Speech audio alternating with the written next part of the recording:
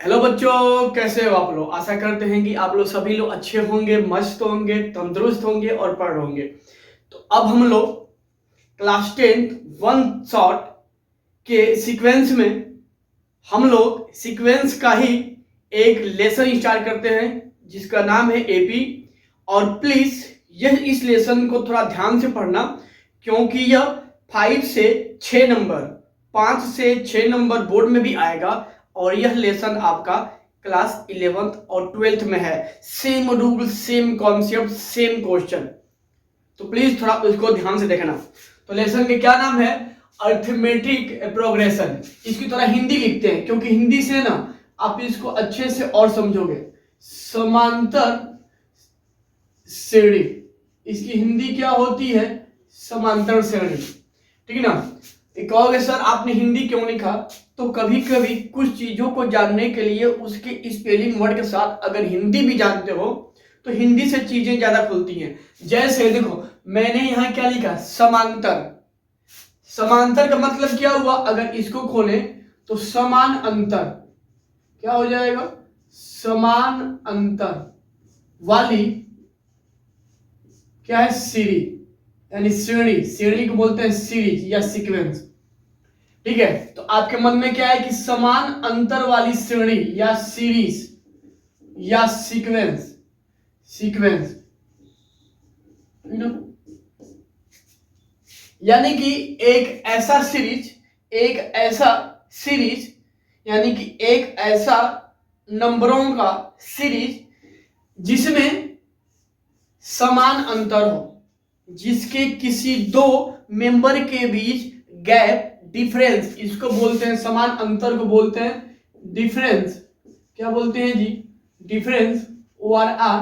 आपके इस लेसन में इसको हम बोलते हैं कॉमन डिफरेंस। क्या बोलेंगे? Common difference. यानी कि नंबरों का एक ऐसा अरेंजमेंट, नंबरों का एक ऐसा अरेंजमेंट जो एक डिफिनिट ऑर्डर में हो और उसके किसी दो नंबर के बीच में गैप, डिफरेंस सेम हो, तो उसी श्रेणी को बोलते हैं समांतर श्रेणी, यानी कि अर्थमेटिक प्रोग्रेशन। जैसे जैसे देखिए बच्चे, मान लो लेने 1, 2, 3, 4, 5 जैसे। ठीक है। अच्छा चलो कुछ और लेते हैं भाई। एग्जाम्पल यहाँ पे 2, 3, 4, 5 जैसे। थर्ड लो 3, 5, 7, 9। तो बच्चे देखो देखो ना, यह सभी एक सीक्वेंस में है। सीक्वेंस में क्यों है? क्योंकि ना देखो, यह एक नंबरों का एक ऐसा अरेंजमेंट है, नंबरों का एक ऐसा अरेंजमेंट जो एक डिफिनिट ऑर्डर में हो। डिफिनिट मतलब जो एक फिक्स ऑर्डर में हो, मतलब जो गैप इसके बीच का हो वही गैप इसके बीच का हो, जो गैप इनके बीच का हो वही गैप इनके बीच का हो। तो हम इसको बोलते हैं सीक्वेंस। क्या बोलते हैं जी? सीक्वेंस। तो थोड़ा सीक्वेंस को भी जानो। सीक्वेंस तुम्हारा क्या होता है? तो यह होता है एन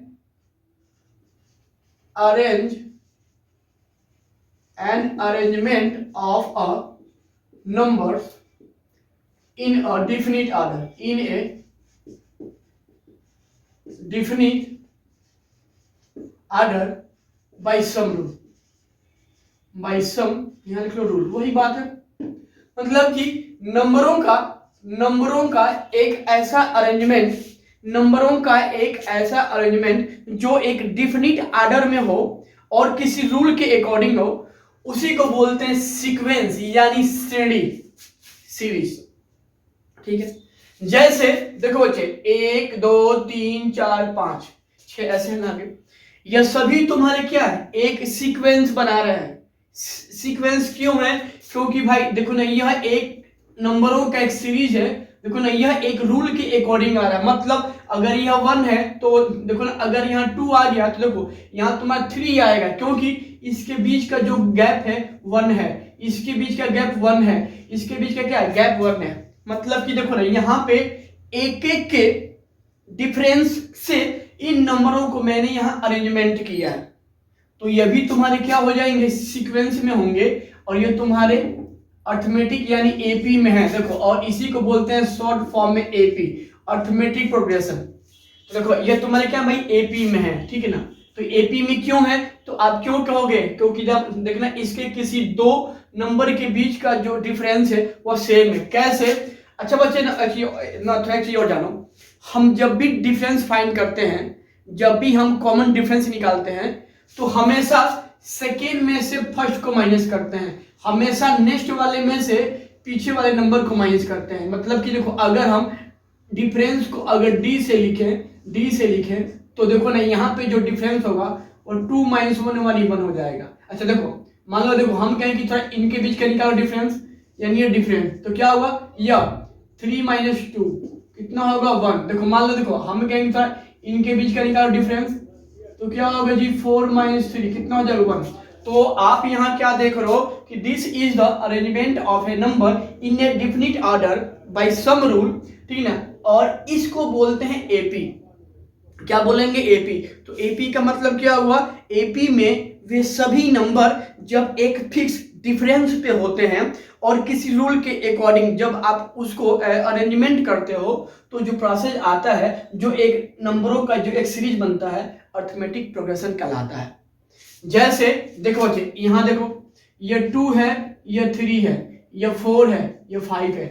मतलब देखो ना, यह अगर 2 और 3 है, देखो ना अगर इनके बीच का गैप 1 है, ठीक है, देखो तो जो नेक्स्ट नंबर आएगा, ठीक ना, उस नंबर और इसके बीच में गैप 1 चाहिए, तभी यह एक सीक्वेंस में होंगे। और जब सीक्वेंस में होंगे तो एपी में होंगे, क्योंकि एपी का मतलब क्या होता है, किसी दो नंबर के बीच का गैप सेम हो तभी वह एपी में होते हैं। तो ना यह कहीं कहीं बोर्ड में आ जाएगा कि चेक करने के लिए, चेक करो कि क्या यह एपी में है कि नहीं है। तो एपी में यह कैसे चेक करेंगे, देखो तो हम जब इनके किसी दो नंबर के बीच में, मान लो मैंने डी निकाल लिया, डी कैसे आता है, तो देखो हमेशा नेक्स्ट वाले नंबर में से पीछे वाले नंबर को माइनस करते हैं, यानी कि 3 - 2 कितना हो जाएगा 1, ठीक बच्चे। और देखो ना मान लो हम कहेंगे थोड़ा इनके बीच का गैप निकालो जी, तो फिर वही कहानी, 4 में से 3 माइनस करेंगे कितना होगा 1। देखो फिर हम अगर हम कहें भाई थोड़ा अगर इनके बीच का निकालो गैप, यानी कि 5 - 4 कितना होगा 1। तो कहने का मतलब क्या है कि देखो ये भी तुम्हारे एपी में ही है, क्योंकि देखो ना इसके किसी दो नंबर के बीच का जो गैप है वो हमेशा 1 आ रहा है, हमेशा एक फिक्स नंबर आ रहा है, हमेशा एक ही नंबर है जो सब में क्या है, कॉमन है।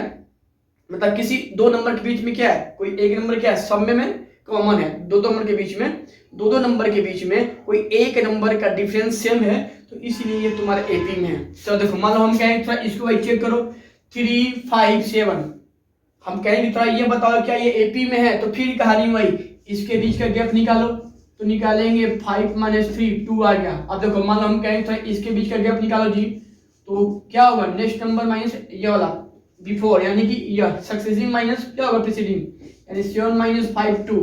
देखो फिर चलो थोड़ा यहाँ गैप निकाल बच्चा, तो 9 - 7 कितना हो 2। तो यहाँ भी बच्चे आप क्या देख रहे हो, देखो है ना, इस सीक्वेंस में भी ये सारे नंबर एक नियम के अकॉर्डिंग है, इस सीक्वेंस को भी हम एपी बोलेंगे, क्योंकि इसके किसी दो नंबर के बीच का डिफरेंस हमेशा सेम है, एक फिक्स नंबर है, इसलिए ये भी तुम्हारा एपी में है। ठीक है बच्चे, तो एपी का मतलब क्या हुआ कि एक ऐसा नंबरों का सीक्वेंस जिसके किसी दो नंबर के बीच का डिफरेंस सेम हो, वह एपी में होता है। ठीक है बच्चे।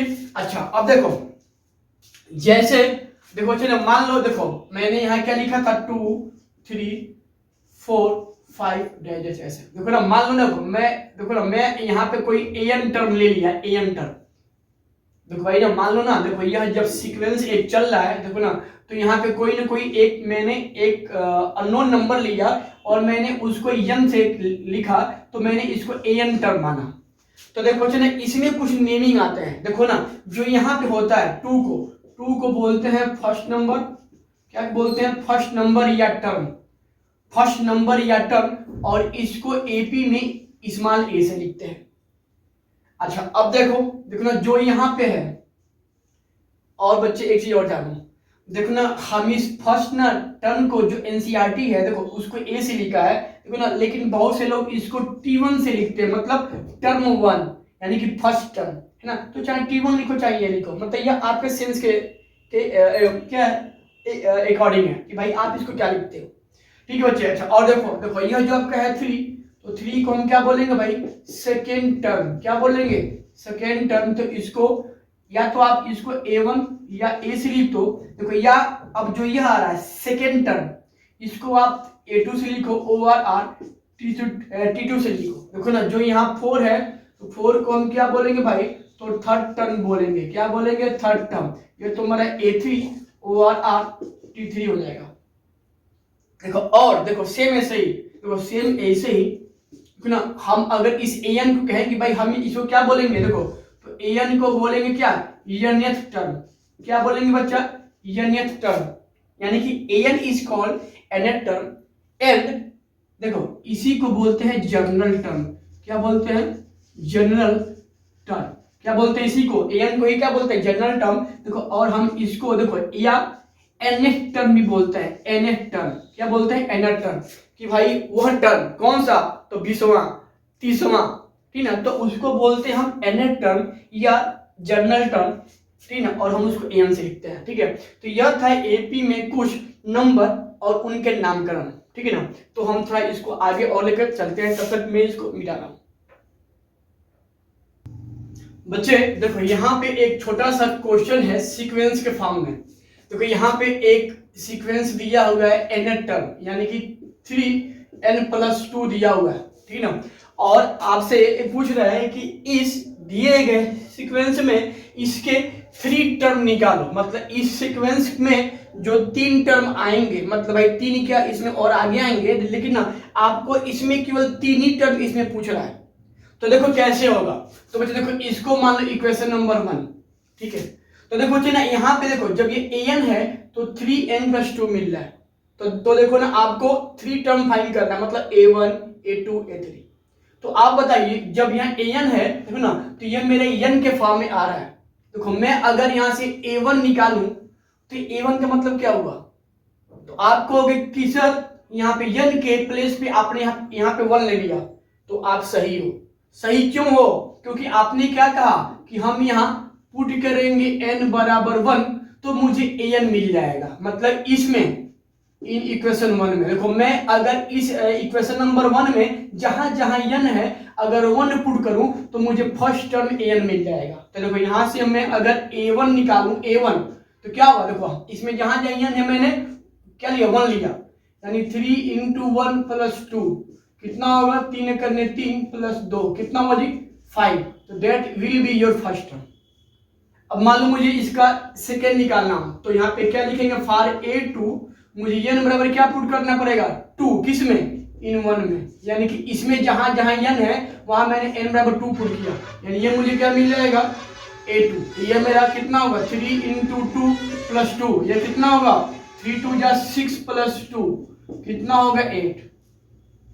अब मान लो मैं अगर यहाँ से A3 निकालूं, फॉर A3 तो मुझे n बराबर क्या पुट करने का, यहाँ पे होगा 3। देखो इसलिए मुझे जब मुझे यहाँ से A3 मिलेगा, यानी इसमें जहां n है मैंने 3 पुट किया, यानी देखो जब an था तो मुझे ये मिल रहा है, जब मैं n बराबर 3 यहाँ पे पुट करूंगा तो A3 मिल जाएगा। देखो अब इसमें भी यहाँ n है वहां पे मैं 3 पुट करूंगा, 3 × चूंकि n था मैंने n के लिए क्या लिया 3, तो यहाँ पे 3 रखूंगा +2, 3 3 जा 9 और 2 11। ठीक है, तो अरे भाई देखो 3 3 जा 9 और 2 कितना 11। तो देखो यहाँ से मुझे क्या मिल जाएगा, A1 A2 A3 जो मुझे मिला क्या मिल जाएगा जी, तो 5 8 और 11। ठीक है ऐसे। ठीक बच्चे, तो यह था मेरा कि एक कोई अगर an टर्म यानी कि किसी सीक्वेंस का अगर आपका nth टर्म हो तो उसके कुछ टर्म हम कैसे निकालेंगे। ठीक है, चलो थोड़ा देखो यहाँ देखो दिया हुआ है, देखो ना, और आपसे इसमें पूछ रहा है कि इसका देखो मान लो अगर मुझे A5 निकालना हो, A5 टर्म, तो मतलब क्या हुआ कि देखो इस सीक्वेंस में अगर जहां n है अगर मैं वहां पे 5 ले लूं तो मुझे यहाँ पे A5 मिल जाएगा। तो देखो मैं यहाँ पुट करूंगा, पुट n, इसको मान लो इक्वेशन नंबर 2, तो लिखो पुट n। देखो चूंकि मेरा यह क्या था, फर्स्ट लिया था तो मैंने इसको क्या लिया, सेकेंड में लिया। तो अब मैं इसमें जहां n है वहां 5 पुट करूंगा, तो इसलिए मुझे क्या मिल जाएगा, A5 बराबर यानी कि 5 का स्क्वायर + 1 यानी कि 25 + 1 कितना हो जाएगा, 26। तो ये मेरा हो जाएगा F5 टर्म। ठीक बच्चे ना। तो देखो ऐसे जो भी सीक्वेंस आएंगे उसमें n के प्लेस पे जो भी आप उसमें पुट करोगे वह टर्म आपको मिलता रहेगा, है ना, ऐसे। और ऐसे भी क्वेश्चन बोर्ड में 1 नंबर या 2 मार्क में आ जाते हैं। तो प्लीज थोड़ा इसको रफ पे ऐसे 2 4 10 क्वेश्चन आप सॉल्व करना, इजी है या आपके प्रैक्टिस के लिए है। ठीक है बच्चे, देखो ना, अब हम एपी में अब हम कुछ लेते हैं रूल। तो यहां पे लेते हैं रूल नंबर 1। देखो जो मान लो अगर आपके पास ए दिया हो, A N D is given, अगर फर्स्ट टर्म और कॉमन डिफरेंस इज गिवन दिया हुआ है और आपसे बोले कि ए और डी से आप एपी बनाओ, एपी बनाइए।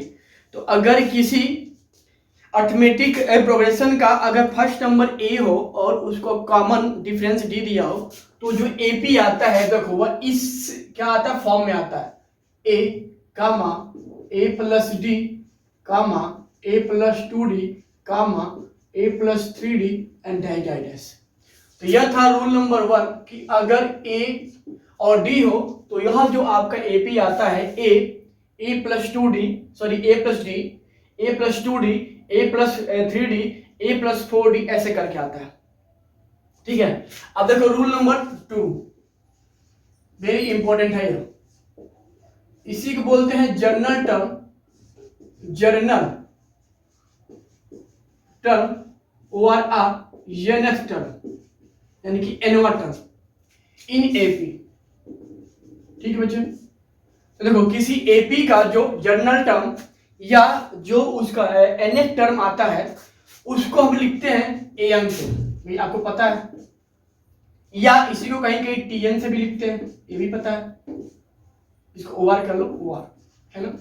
तो जो इसका जो आता है फार्मूला वो होता है A plus N minus 1 into D.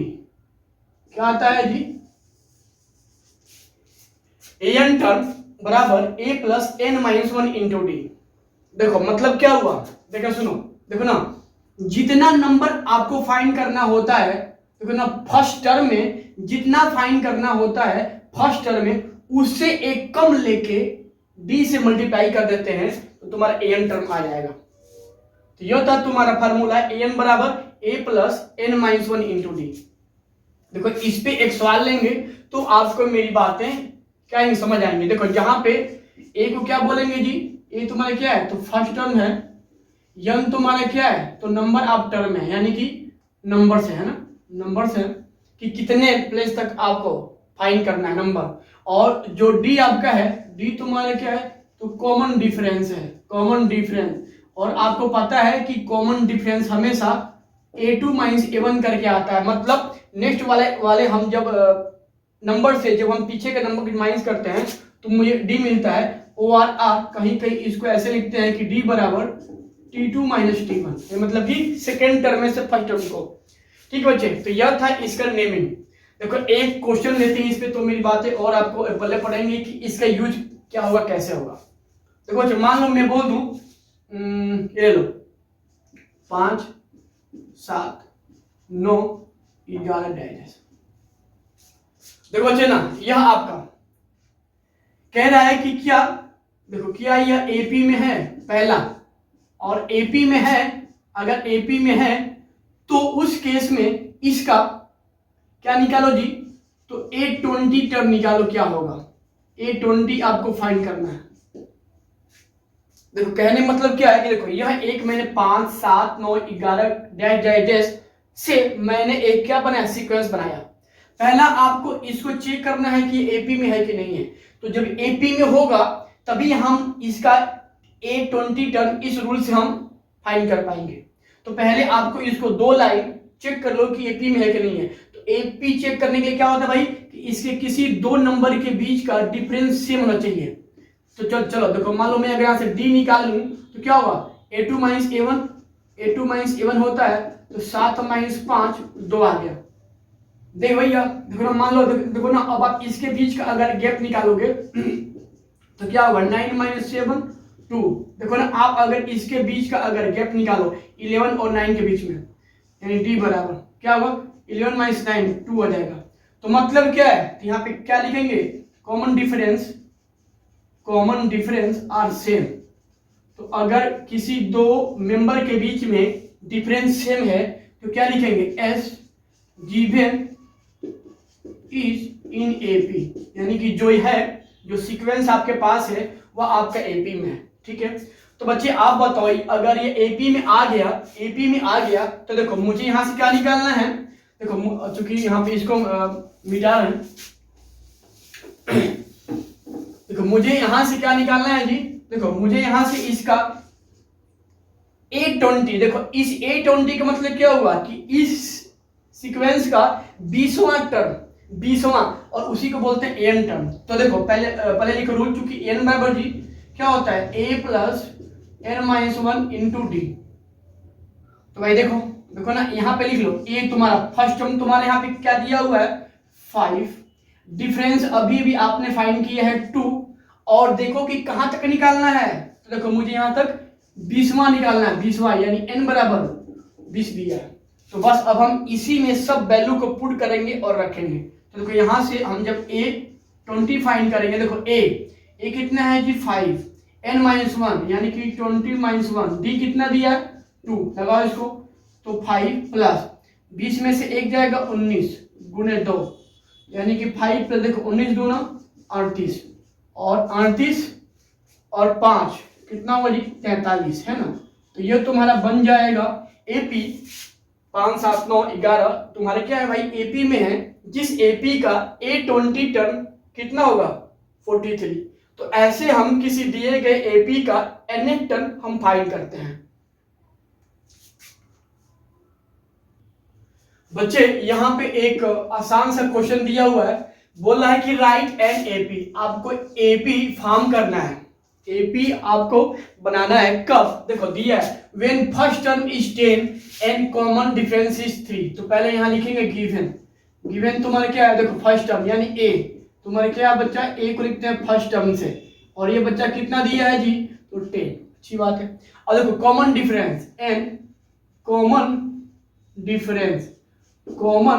Difference कितना दिया बच्चा, इसको लिखते हैं स्मॉल डी से, कितना दिया है 3। तो देखो ए और डी दिया है, तो आपसे ए भी पूछ रहा है, और मैंने अभी भी आपसे क्या बताया है कि अगर ए और डी हो तो जो एपी आता है क्या आता है जी, तो ए प्लस डी, ए प्लस 2d, मतलब यहाँ पे एक और लिख लो, ए प्लस 3d एंड डैश।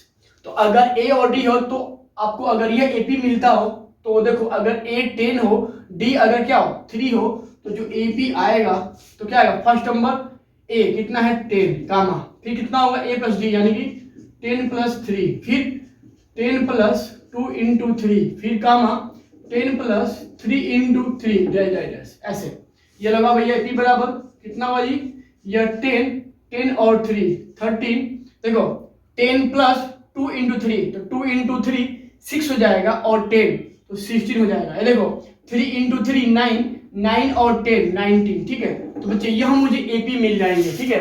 तो ऐसे अगर फर्स्ट टर्म और डी दिया हो, तो अगर आपसे कहीं अगर एक नंबर में एपी भाई पूछ ले कि फॉर्म करो, तो सिंपली हम इस रूल के अकॉर्डिंग हम एपी यहां से निकाल लेंगे, ठीक है। बच्चे देखो यहाँ पे रूल नंबर 3 बोला है कि मुझे देखो अगर कोई एपी हो, ठीक है, अगर कोई एपी हो तो बोले कि उस एपी में देखो लास्ट से मुझे nth टर्म फाइंड करना हो। जैसे देखो मान लो मैं लिख दूं यहाँ पे a1 a2 a3 जय देखो ना, अगर इसका लास्ट टर्म क्या हो an हो, तो बच्चे ना देखो आपसे क्या बोला है कि देखो लास्ट से मतलब यहां से लास्ट से आपको an टर्म फाइंड करना लास्ट से। तो अगर हम किसी एपी का इंड से लास्ट से अगर an टर्म फाइंड करते हैं, तो उसके लिए जो फार्मूला होता है, देखो यल, देखो ना मैं इसको ऐसे लिखता हूं, यानी कि यल माने लास्ट से an टर्म, यल लिख तो लास्ट से क्या an टर्म, तो यह होता है l minus n minus 1 into D.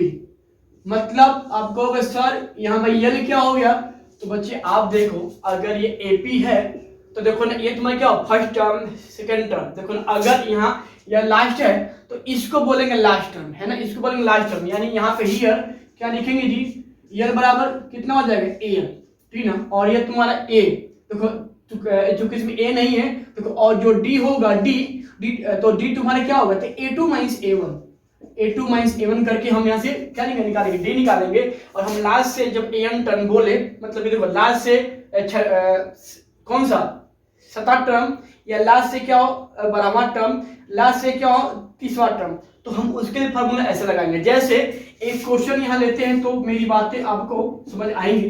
एक क्वेश्चन लेते हैं आगे से, देखो ये दिया हुआ है, कह रहा find 6 term from end of an AP, तो क्या दिया बच्चा 17 14 11 डैश डैश डैश, क्या दिया है -14। देखो बच्चे देखो ना, यह आपके पास है, यह कोई एक AP है, देखो ना, और आपको इस AP का देखो लास्ट से छठा टर्म फाइंड करना है, लास्ट से। तो पहले हम इसमें क्या लिखेंगे, गिवन में क्या लिखेंगे, देखो A, तो A तुम्हारा क्या है, तो 17, ठीक है। चलो थोड़ा डी निकालो जी, तो डी तुम्हारे क्या होता है A2 माइनस A1, यानी कि 14 माइनस 17 कितना होगा -3, डी आ जाएगा। तो ए आ गया और क्या डी आ गया। और देखो ना, देखो यहाँ मुझे ए क्या निकालना है, तो 6 टर्म, यानी कि एन कितना दिया हुआ है 6 दिया हुआ है, कहां से, तो लास्ट यानी इन से, तो लिखो चूंकि लास्ट से एन टर्म, तो क्या होता है L minus n-1 into D, बस। तो देखो ना यहाँ से लास्ट से A6 टर्म, देखो लास्ट से कितना छठा टर्म, तो क्या होगा L तुम्हारे यहाँ पे बच्चा कितना है -14 है, और माइनस देखो n, तो n तुम्हारा क्या बोल रहा है 6 माइनस 1, और d तुम्हारा कितना है -3, इसको लगाओ बच्चे, ये -14, देखो बच्चे ये होगा माइनस, देखो 6 में से 1 जाएगा 5 इंटू -3, और इसको लगाओ भैया, यानी कि लास्ट से A6 बराबर, या कितना होगा -40, देखो माइनस माइनस प्लस यानी कि 15, और कह रहा है कि 40 में से 15 आपको माइनस करना है, तो क्या होगा जी, तो -25, देख लेना भाई सही है कि नहीं है, ठीक है। तो ऐसे हम किसी दिए गए AP का लास्ट से an टर्म हम फाइंड कर लेते हैं, क्या होता है L minus n-1 into D. तो इस फार्मूले को थोड़ा रफ पे 2-4 बार लिखना, और इस पे ऐसे 2-3 क्वेश्चन सॉल्व करो, आ जाएगा। बच्चे देखो एक बहुत ही शानदार और इंपॉर्टेंट क्वेश्चन है, बोला है कि which term of the sequence, मतलब देखो ना इसमें कौन सा, मतलब इस सीक्वेंस में कौन सा टर्म क्या होगा 95 होगा। देखो मतलब देखो ऐसे दिया हुआ -1 3 से यहाँ पे क्या दिया -1 -1, देखो -1 3 7, फिर दिया है 11, देखो डैश डैश डैश, देखो बोल रहा है कि इस, देखो यहाँ पे बोल रहा है कौन सा टर्म यानी n इज 95। तो बच्चे ना देखो इस सीक्वेंस में, इसका मतलब ये हुआ कि इस सीक्वेंस में किस नंबर पे 95 आएगा, कौन से प्लेस पे 95 आएगा, तो उसी को बोलते हैं विच टर्म, कौन से नंबर पे। तो बच्चे देखो ऐसे सवाल बोर्ड में काफी आते हैं। तो बच्चे देखो हम यहाँ मानेंगे कि लेट, देखो ना यह जो है वह an टर्म में आएगा, मानेंगे क्या भाई, यह मेरा nवां टर्म है, यानी कि n टर्म है। तो बच्चे देखो जब यहाँ n टर्म आ गया, तो देखो पहले लिखो भाई क्या होता है फार्मूला, an बराबर जी, तो a plus n-1 into D होता है। देखो यहाँ लिखो चूंकि a बराबर कितना दिया है -1, d निकालेंगे तो A2 माइनस A1 यानी 3 माइनस A1 कितना है -1, 3 माइनस 1 प्लस 1 कितना हो जाएगा 4। तो देखो A मिल गया और D मिल गया, तो जब A मिल गया D मिल गया, देखो और यहाँ अपने an क्या मान 95 मान लिया है, देखो तो मुझे यहाँ से n निकालना है, n आ जाएगा। तो देखो इसमें हम ना इसी में जो जो चीज है हम इसमें पुट कर देंगे। देखो n बराबर कितना था 95, a कितना है -1 प्लस n-1 इंटू डी कितना बच्चा, तो 4, ठीक है। देखो इसको यहाँ भेज दो भाई, ये क्या है नंबर है, तो मैं इस नंबर को यहाँ भेज रहा हूँ, तो ये क्या माइनस, तो जब यहाँ आएगा तो +1 हो जाएगा बराबर, यहाँ क्या n into 1 sorry n-1 into 4 यानी कि 4n-1, ठीक है। देखो ये आपका कितना होगा 96 बराबर 4 n-1 देखो, और इसलिए देखो ना, हम अगर यह n-1 पहले फाइंड करो, तो हम अगर यह n-1 अगर फाइंड करेंगे तो जो साथ में इसके आ रहा है उससे नेक्स्ट वाले साइड में डिवाइड कर देते हैं।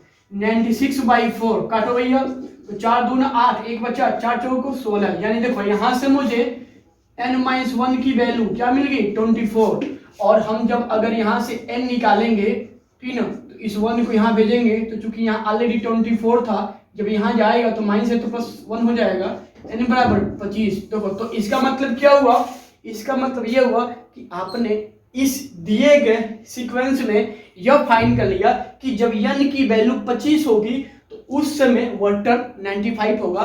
यही तुमसे क्वेश्चन पूछ रहा है, और बच्चे ऐसे क्वेश्चन आते हैं, ऐसे क्वेश्चन आते हैं प्लीज, तो ऐसे क्वेश्चन को आप लोग घर पे प्रैक्टिस करके बोर्ड में जरूर जाइएगा।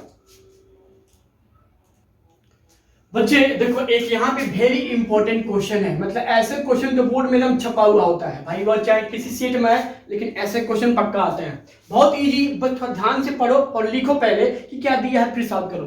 देखो बच्चे बोला है कि if the 8th term of an AP is 31, मतलब कि कोई एपी है और उस एपी में उसका 8वां टर्म क्या दिया है 31। देखो यानी कि यहाँ क्या लिखेंगे गिवन, देखो 8वां टर्म यानी कि A8 कितना दिया है जी 31, ठीक है। अच्छा बच्चे थोड़ा एक चीज बताओ, देखो आप जब यहाँ पे an लिखे हो तो an को आपने कैसे लिखा है, तो आपने लिखा है a प्लस, देखो जितना पूछता है उससे एक कम इंटू डी। तो बच्चे आप बताओ जब यहाँ पे अगर आपके पास A8 आ गया, मतलब देखो हम जब इसको अगर ओपन करेंगे इस A8 का मतलब तो क्या होगा a प्लस, देखो 8 - 1 यानी 7d बराबर 31। भाई देखो ना, जैसे देखो मान लो मुझे, देखो ना मुझे A8 अगर फाइंड करना हो तो क्या होगा a प्लस जितना पूछता है उससे एक कम, देखो तो n बराबर a प्लस जितना पूछ रहा है उससे एक कम, तो अगर यहाँ A8 निकालेंगे यानी a प्लस इससे एक कम यानी क्या होगा 7d। तो देखो भाई मैंने यहाँ पे सेम लिखा, किसे, तो भाई दिस रूल, देखो ना आप चाहो तो इसको ऐसे भी लिख सकते थे, यानी कि a प्लस देखो n यानी कि 8 - 1 फिर इंटू डी बराबर 31, या जब इसको आप फिर से जब एहसान करोगे तो 7d है ना। तो देखो तो मैंने यहाँ सीधे मैंने वही लिखा है, तो चाहो तो इस रूल से लगाओ या चाहो तो सीधे जितना पूछ रहा है उससे एक कम कर दो, ठीक है ना, तो आपकी मर्जी, ठीक है बच्चे। तो देखो मैं इस लाइन को मैं मैथमेटिक फॉर्म में मैंने यहाँ पे लिख लिया, थोड़ा और आगे पढ़ो, इसमें क्या बोल रहा है n 15 टर्म, देखो यहाँ पे n क्या बोल रहा है 15 टर्म, तो भाई क्या है बोल रहा है n 15 टर्म इज माने क्या है भाई इक्वल है, तो किससे 16 मोर देन, देखो 16 ज्यादा है तो किससे जी, तो 11 टर्म से, A11 टर्म से 16 ज्यादा है, कौन सा टर्म, तो A15 टर्म। देखो अब मैं इसी को यहाँ पे A और D के फॉर्म में मैं अगर इसको लिखूं, मतलब कि इस A15 को अगर AP में लिखूं तो क्या होगा A प्लस जितना पूछ रहा है उससे एक कम, यानी कि A प्लस 40D बराबर देखो A11 यानी जितना पूछ रहा है उससे एक कम 10D प्लस 16 होगा। बस थोड़ा सा अब इसको सॉल्व कर दो, आ जाएगा। देखो A यहाँ कैंसिल, भाई क्यों, जब यहाँ A यहाँ पे आएगा तो प्लस से क्या माइनस हो जाएगा, तो प्लस माइनस क्या हो कैंसिल, यहाँ पे मुझे क्या मिलेगा 14D बराबर 10D प्लस 16, देखो D को यहाँ लेके आओ यानी कि 14D माइनस 10D बराबर 16, और देखो बच्चे 14D में से 10 जाएगा 4D बराबर 16, और जब यहाँ D निकालेंगे तो जो साथ में आ रहा है उसका नेक्स्ट वाले में डिवाइड कर देंगे रे बच्चा, कितना होगा 4। देखो तो मुझे D की वैल्यू क्या मिल गई 4, तो बच्चा जब मुझे D की वैल्यू 4 मिल गई, D की वैल्यू 4 मिल गई तो मुझे AP निकालना था। AP कैसे आता है, जब A और D हो तो AP आप फट से A comma A plus D comma A plus 2D करके आप लिख सकते हो। D मिल गया, पहले आपको A चाहिए, तो A कहाँ से मिलेगा, देखो इस 1 से, क्योंकि 1 तुम्हारा A के फॉर्म में है, तो पुट करेंगे, पुट D बराबर 4 इन इक्वेशन 1, देखो यानी कि ये कितना होगा A प्लस 7 इंटू डी यानी 4 बराबर 31, A प्लस 28 बराबर 31, A बराबर इसको यहाँ भेजेंगे कितना होगा 31 माइनस 28 कितना होगा 3, देखो तो यहाँ से मुझे A मिल गया। तो बच्चे देखो तो जब A आ गया D आ गया तो जब AP लिखेंगे तो क्या हो जाएगा, A plus D A plus 2D dash dash dash. भाई यही ना होता है जी जब A और D हो तो।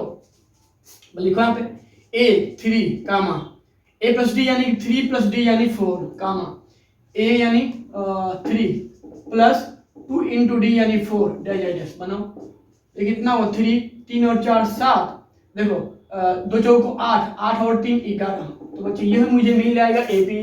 तो बच्चे क्या ये क्वेश्चन भारी है, बहुत ईजी है। बस क्वेश्चन पर क्या दिया हुआ है उससे उसका एन टर्म वाला रूल से उसको लिख लो और फिर जो आगे बोल रहा है उससे आप लेके सॉल्व करो, AOD निकालो। और अगर AP बोल रहा है तो भाई AP निकालो। देखो ना, और अगर मान लो कहीं आपसे पूछता कि चलो भाई इसका A99 टर्म निकालो, मान लो कहीं आपसे बोल दे कि भाई यहाँ पे A99 टर्म बताओ, तो सिंपल देखो भैया A99 मतलब जितना पूछता है उससे एक कम यानी कि 90 भाई देखो यहाँ पे A कितना है 3 प्लस 99 इंटू D आपने कितना निकाला 4, तो बस इसको रख दो। 4 9 36 का 6 3 4 3 12 12 3 15। देखो भाई 4 9 36 का 6 3 4 9 36, अरे यार 4 9 36 और 3 क्या यार तुम भी, कितना हुआ 396। अब भाई बस इसको जोड़ दो, कितना हुआ 399। ठीक है, तो ऐसे बच्चे हम ऐसे क्वेश्चन में जो बोलेगा हम फट से निकाल लेंगे। तो आशा करते हैं कि यह वीडियो मतलब आज का वीडियो इतना तक आपको अच्छा लगा होगा। तो प्लीज़ इसको ध्यान से पढ़ना और अगर अच्छा लगे है तो लाइक शेयर कमेंट जरूर कीजिएगा। मिलते हैं अगले वीडियो में, तब तक के लिए अपना ख्याल रखिए, बस पढ़ते रहिए और मुस्कुराते रहिए, क्योंकि मुस्कुराना ही लाइफ है, बाकी सब मोह माया है, बाकी सब मोह माया। मिलते हैं अगले वीडियो में, तो ख्याल रखो। जय हिंद।